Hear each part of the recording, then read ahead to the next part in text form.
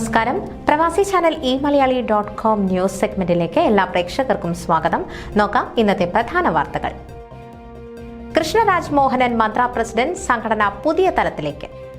American സ്വാതന്ത്ര്യദിനം സമുചിതമായി ആഘോഷിച്ച് Malayali association of Greater Houston.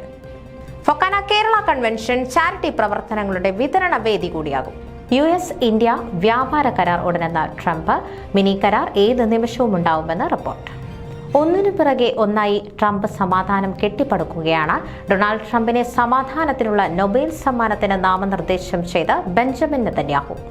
എയർപോർട്ടിൽ ഷൂസ് അഴിക്കാതെ ഇനി പറക്കാം.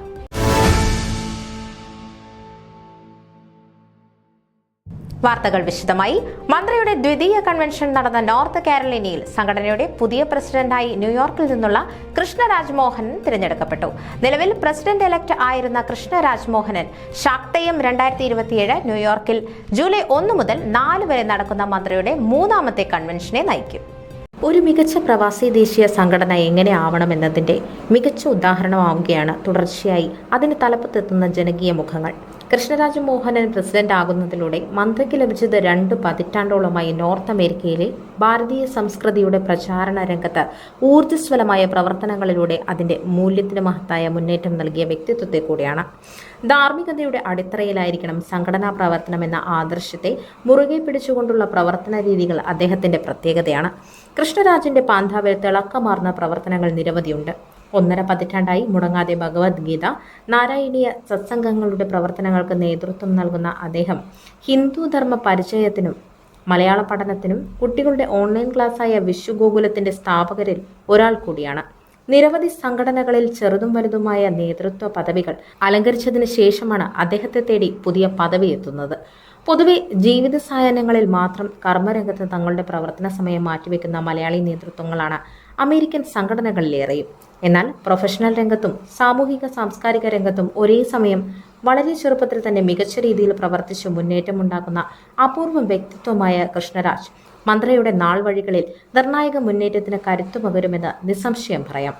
സംഘടനാപരമായ ദൗത്യം എന്താണെന്ന് കൃത്യമായി നിർവചിക്കുകയും അത് കണിശമായി നടപ്പിലാക്കാൻ നിർഭയം മുന്നോട്ടു പോവുകയും ചെയ്യുക എന്ന പ്രവർത്തന രീതി ഏറെ വെല്ലുവിളികൾ നിറഞ്ഞതാണ്.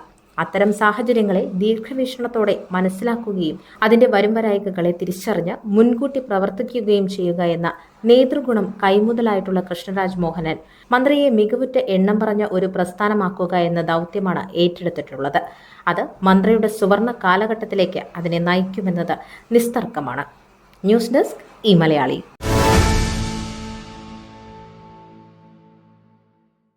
അമേരിക്കയുടെ സ്വാതന്ത്ര്യദിനം സമുചിതമായി ആഘോഷിച്ച് Malayali association of Greater Houston. ടെക്സസിലെ സ്റ്റാഫോർഡിലുള്ള കേരള ഹൗസിൽ പ്രൗഢഗംഭീരമായ ചടങ്ങുകളാണ് സ്വാതന്ത്ര്യദിനത്തോടനുബന്ധിച്ച് നടന്നത്. കെൻ മാത്യുവും സുരേന്ദ്രൻ പട്ടേലും ചേർന്ന് അമേരിക്കൻ പതാക ഉയർത്തി. തുടർന്ന് Malayali association of Greater Houston president Jose K John Indian പതാകയും ഉയർത്തി. അമേരിക്കയുടെയും ഇന്ത്യയുടെയും ദേശീയ ഗാനങ്ങൾ ദേശഭക്തിയുടെ അലകൾ തീർത്തു. അങ്ങകലെ ഏഷ്യൻ ഭൂഖണ്ഡത്തിൽ നിന്ന് വടക്കേ അമേരിക്കയിലേക്ക് എത്തിച്ചേർന്ന നമ്മൾ ഭാരതീയർക്ക് ഇന്ത്യയോടൊപ്പം തന്നെ സ്നേഹവും കൂറും ഈ രാജ്യത്തോടുമുണ്ടെന്ന് വിളിച്ചോതുന്നതായിരുന്നു എത്തിച്ചേർന്ന സമൂഹവും വർണ്ണാഭമായ ചടങ്ങുകളും. അമേരിക്കൻ ദേശീയ ഗാനം മുഴങ്ങിയപ്പോൾ വലതുകൈ അവർ ഹൃദയത്തോട് ചേർത്ത് പിടിച്ചു. ഏതാണ്ട് 40ഉം 50ഉം വർഷങ്ങൾക്ക് മുൻപ് അമേരിക്കയിലേക്ക് എത്തിച്ചേർന്നവർ ആ കൂട്ടത്തിലുണ്ടായിരുന്നു. Stafford city mayor Ken Mathew ഈ നാട് ഇവിടെയുള്ള മലയാളികൾക്ക് മറ്റിന്ത്യക്കാർക്ക് തന്ന സ്നേഹവും പരിഗണനയും അവസരങ്ങളും ചൂണ്ടിക്കാണിച്ചു. ഇന്ത്യക്കാർക്ക് പ്രത്യേകിച്ച് മലയാളികൾക്ക് കിട്ടുന്ന അവസരങ്ങളെ അഴിമതിരഹിതമായും ജനോപകാരപ്രദമായും ഉപയോഗിക്കണമെന്ന് അദ്ദേഹം നിർദ്ദേശിച്ചു. Fort bench judge Surendran Patel സ്വാതന്ത്ര്യദിന ആശംസകൾ നേർന്നുകൊണ്ട് സംസാരിച്ചു.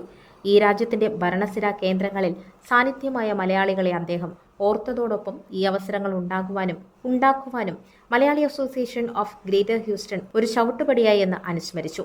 ഒപ്പം മലയാളി അസോസിയേഷനു വേണ്ടി അതിന്റെ ആരംഭകാലം മുതൽ നല്ല പ്രവർത്തനങ്ങൾ കാഴ്ചവെച്ച എല്ലാവരെയും മുൻപോട്ട് വിളിച്ച് അദ്ദേഹം അനുമോദിച്ചു. ഭാരതം നമ്മുടെ പെറ്റമ്മയാണെങ്കിൽ അമേരിക്ക നമ്മുടെ പോറ്റമ്മയാണെന്ന് പ്രസിഡന്റ് ജോസ് കെ ജോൺ തന്റെ അധ്യക്ഷ പ്രസംഗത്തിൽ അനുസ്മരിച്ചു. Trustee board member Joji Joseph ആശംസാ പ്രസംഗം നടത്തി. സെക്രട്ടറി രാജേഷ് വർഗീസ് സ്വാഗതം ആശംസിച്ചു. ട്രഷറർ സുജിത് ചാക്കോ നന്ദി രേഖപ്പെടുത്തി. PRO ജോൺ W വർഗീസ് അവതാരകനായിരുന്നു. Mathew Standappilla, Christopher George, Joseph Kunathan, Sunil Thankappan, Alex Mathew, manager Moncy Kuriakose എന്നിവർ പരിപാടികൾക്ക് നേതൃത്വം നൽകി. മുൻ പ്രസിഡന്റുമാരായ Abraham K Eapen, S K Cherian, Mathew Mathai, Ponnupilla, Thomas Cherukara, Johnny Kunnakkattu, James Joseph, Thomas Oliyankunnel, Martin John, Joji Joseph, Joseph Olickal തുടങ്ങിയവർ സന്നിഹിതരായിരുന്നു. മുൻ ജനറൽ സെക്രട്ടറിമാർ, ട്രസ്റ്റിമാർ, ബോർഡ് മെമ്പേഴ്സ് തുടങ്ങി 100-ലധികം പേർ ചടങ്ങിൽ പങ്കെടുത്തു. ഫോമ നേതാക്കന്മാരായ Mathew Varghese, Johnson Joseph, Joseph Ouso എന്നിവരുടെ സാന്നിധ്യവും ഉണ്ടായിരുന്നു. പ്രഭാത വിരുന്നും ഒരുക്കിയിരുന്നു. ന്യൂസ് ഡെസ്ക് ഈ മലയാളി.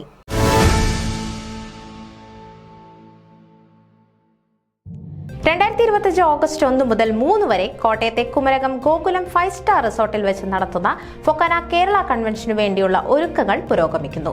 ലോകത്തിലേക്കും ഏറ്റവും വലിയ മലയാളി പ്രവാസി സംഗമമായിരിക്കും ഫൊക്കാന കേരള കൺവെൻഷൻ എന്ന് പ്രസിഡന്റ് സജിമോൻ ആന്റണി അഭിപ്രായപ്പെട്ടു. നോർത്ത് അമേരിക്കയുടെ നാനാഭാഗത്തു നിന്നും കേരളത്തിൽ നിന്നും എത്തിച്ചേരുന്ന അതിഥികളെയും കലാസാംസ്കാരിക പ്രമുഖരെയും രാഷ്ട്രീയ നേതാക്കളെയും സ്വീകരിക്കാൻ ഗോകുലം 5 സ്റ്റാർ റിസോർട്ട് ഒരുങ്ങിക്കഴിഞ്ഞു. 3 ദിവസങ്ങളിലായി അരങ്ങേറുന്ന ഈ മഹാസമ്മേളനത്തിന്റെ ആദ്യ ദിവസം ലഹരിക്കെതിരെയുള്ള ഒരു വിളംബരത്തോടു കൂടി തുടങ്ങി 3 ദിവസത്തെ സമ്മേളനത്തിന് തുടക്കം കുറിക്കും. 2ാം ദിനം ഫൊക്കാനയും കേരള യൂണിവേഴ്സിറ്റിയുമായി സഹകരിച്ച് നടത്തുന്ന ഭാഷയ്ക്കൊരു ഡോളർ സാഹിത്യ സമ്മേളനം, സാഹിത്യ അവാർഡുകൾ, സാംസ്കാരിക അവാർഡുകൾ, ബിസിനസ് സെമിനാറുകൾ, ബിസിനസ് അവാർഡുകൾ, women's forum seminar, women's forum scholarship വിതരണം, നിരവധി ചാരിറ്റി പ്രവർത്തനങ്ങളുടെ തുടക്കം, ഫൊക്കാനയുമായി സഹകരിച്ച് നടത്തുന്ന ലൈഫ് ആൻഡ് ലിം ചാരിറ്റബിൾ സൊസൈറ്റിയുടെ കാൽ വിതരണം, മാധ്യമ seminar, FOKANA housing project, medical card വിതരണം, പ്രിവിലേജ് കാർഡ് വിതരണം, മൈൽ സ്റ്റോൺ ചാരിറ്റബിൾ സൊസൈറ്റിയുമായി സഹകരിച്ച് നടത്തുന്ന ഫൊക്കാന സിം കേരള പ്രൊജക്ടിന്റെ സമാപനം തുടങ്ങി നിരവധി പ്രോഗ്രാമുകൾ ഉൾപ്പെടുത്തിയാണ് 2ാം ദിവസത്തെ പരിപാടികൾ. 3ാം ദിവസം വിനോദത്തിനു വേണ്ടി മാത്രം മാറ്റിവെച്ചിട്ടുണ്ട്. 400 പേർക്ക് യാത്ര ചെയ്യാവുന്ന ബോട്ട് സവാരിയാണ് ബുക്ക് ചെയ്തിരിക്കുന്നത്. അതിൽ ഡാൻസും പാട്ടും ക്രമീകരിച്ചിട്ടുണ്ട്.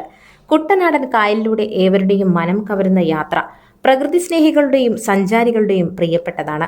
കുടുംബത്തിനും സുഹൃത്തുക്കൾക്കുമൊപ്പം സമയം ചെലവഴിക്കാനും പ്രകൃതിയെ ആസ്വദിക്കാനും ഇതുപോലെ ഒരിടം വേറെ കാണില്ല.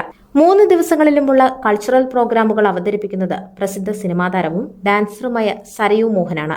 സിനിമാ താരത്തോടൊപ്പം ഡാൻസറും അവതാരകയും കൂടിയായ അമല റോസ് കുര്യൻ തുടങ്ങിയവരുടെ നേതൃത്വത്തിലുള്ള ഡാൻസുകൾ സിനിമാ പിന്നണി ഗായകരായ Asianet star singer fame Joby, പ്രസിദ്ധ സിനിമാ പിന്നണി ഗായകൻ Abhijith Kollam, Flowers top singer fame Miyakutty, cinema പിന്നണി ഗായകനും മിമിക്രി താരവുമായ രാജേഷ് അടിമാലി തുടങ്ങിയവർ അവതരിപ്പിക്കുന്ന വിവിധ കലാപരിപാടികൾ നമുക്ക് നവ്യാനുഭവം പങ്കുവയ്ക്കും. ഏവരെയും ഈ കേരള കൺവെൻഷനിലേക്ക് സ്നേഹത്തോടെ സ്വാഗതം ചെയ്യുന്നതായി president Sajimon Antony, secretary Sreekumar Unnithan, treasurer Joy Chackappan, executive vice president Praveen Thomas, vice president Vipin Raju, joint secretary Manoj Edamana, joint treasurer John Kallolickal, additional joint secretary Appukuttan Pillai, additional joint treasurer Millie Philip, women's forum chairperson Revathi Pillai, trustee board chair Joji Thomas, Kerala convention chair Joy Ittan, മറ്റ് committee members എന്നിവർ അറിയിച്ചു. കേരള കൺവെൻഷനിൽ പങ്കെടുക്കുവാൻ ആഗ്രഹിക്കുന്നവർ ഇതുവരെ register ചെയ്തിട്ടില്ലെങ്കിൽ president Sajimon Antony, secretary Sreekumar Unnithan, treasurer Joy Chackappan എന്നിവരുമായി ബന്ധപ്പെടുക. ന്യൂസ് ഡെസ്ക് ഈ മലയാളി.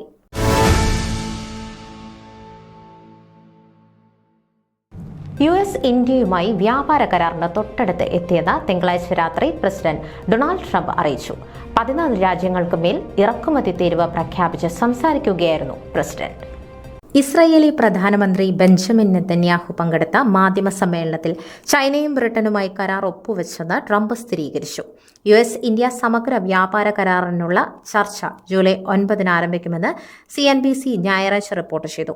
അതിനു മുന്നോടിയായി ഒരു മിനി വ്യാപാര കരാർ 24 മുതൽ 48 മണിക്കൂറിനകം ഒപ്പുവയ്ക്കും. ആ കരാർ അനുസരിച്ച് ശരാശരി തീരുവ 10% ഇന്ത്യ ഉൾപ്പെടെയുള്ള രാജ്യങ്ങൾക്ക് കരാറുണ്ടാക്കാൻ ട്രംപ് നൽകിയിരുന്ന 90 ദിവസം ജൂലൈ 9 അവസാനിക്കുകയാണ്. ഹാർലി ഡേവിഡ്സൺ ഉൾപ്പെടെയുള്ള അമേരിക്കൻ മോട്ടോർ സൈക്കിളുകൾക്കും വിസ്കിക്കും IT ഹാർഡ്വെയറിനും ഇന്ത്യ തീരുവയിളവ് അനുവദിച്ചു കഴിഞ്ഞു. തർക്കമുള്ളത് പ്രധാനമായും കാർഷിക പാൽ ഉൽപ്പന്നങ്ങളിലാണ്. ഈ വിഭാഗത്തിൽ ഉയർന്ന തീരുവ നിലനിർത്തുന്നത് ഇന്ത്യയിലെ കർഷകരുടെ ഉപജീവന മാർഗം സംരക്ഷിക്കണമെന്നതുകൊണ്ടാണ്. കരാർ ഉണ്ടാക്കാൻ തയ്യാറല്ല എന്ന് US കരുതുന്ന രാജ്യങ്ങൾക്ക് കത്തയച്ചിട്ടുണ്ടെന്ന് ട്രംപ് തിങ്കളാഴ്ച പറഞ്ഞു. അവർക്ക് വേണമെങ്കിൽ കരാറാവാം, ഇല്ലെങ്കിൽ ഉയർന്ന തീരുവ ഉണ്ടാകും. Thailand, Myanmar, Bangladesh, south Korea, Japan എന്നിവ ഉൾപ്പെടെ 14 രാജ്യങ്ങളുടെ ഉൽപ്പന്നങ്ങൾക്ക് ചുമത്തിയ തീരുവ ഓഗസ്റ്റ് 1 നിലവിൽ വരും.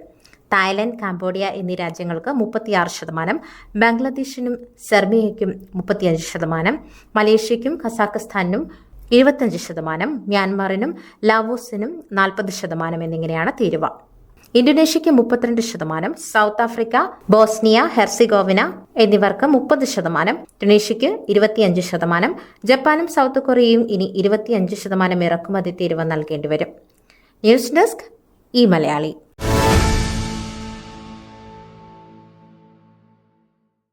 US പ്രസിഡന്റ് ഡൊണാൾഡ് ട്രംപിനെ സമാധാനത്തിനുള്ള നൊബേൽ സമ്മാനത്തിന് നാമനിർദ്ദേശം ചെയ്തതായി ഇസ്രായേൽ പ്രധാനമന്ത്രി ബെഞ്ചമിൻ നെതന്യാഹു. വൈറ്റ് ഹൌസിൽ നടന്ന അത്താഴ വിരുന്നിനിടെയാണ് നെതന്യാഹു ഇക്കാര്യം അറിയിച്ചത്. ഒന്നിനു പിറകെ ഒന്നായി ട്രംപ് സമാധാനം കെട്ടിപ്പടുക്കുകയാണെന്ന് നെതന്യാഹു പറഞ്ഞു. മിസ്റ്റർ പ്രസിഡന്റ്, നൊബേൽ സമ്മാന കമ്മിറ്റിക്ക് അയച്ച കത്ത് നിങ്ങൾക്ക് മുന്നിൽ അവതരിപ്പിക്കാൻ ഞാൻ ആഗ്രഹിക്കുന്നു. സമാധാന സമ്മാനത്തിന് നിങ്ങളെ നാമനിർദ്ദേശം ചെയ്യുന്നു.